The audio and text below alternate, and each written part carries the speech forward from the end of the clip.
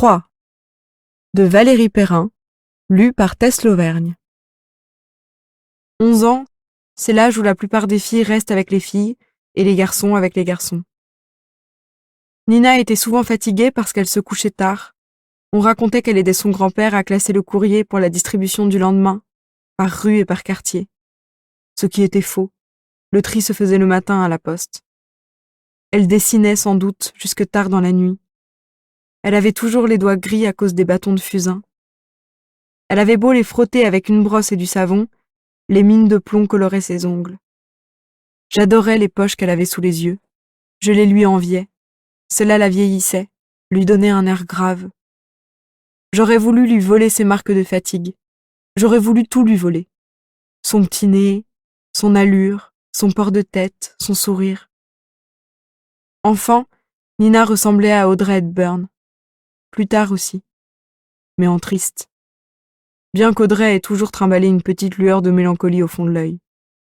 Chez Nina, c'était plus noir. Comme si elle était revenue de tout alors qu'elle n'était qu'une gamine. Personne ne savait qui était son père, mais on supposait qu'il était originaire d'Afrique du Nord ou du sud de l'Italie, parce que sa mère était, d'après les racontars, une rousse aux yeux verts, et que Nina avait les yeux si foncés qu'on ne distinguait pas ses pupilles. Les 3B allaient à pied à l'école. Le skate, Étienne et Adrien le gardaient pour le soir, le mercredi après-midi et les vacances.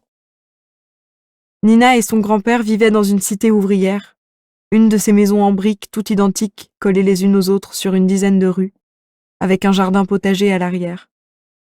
Chaque jardin nourrissait une famille entière et quelques voisins si la saison était bonne.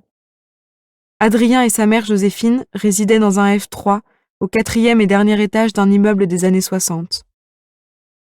Étienne, ses parents et sa petite sœur Louise logeaient dans une belle maison entourée d'arbres centenaires.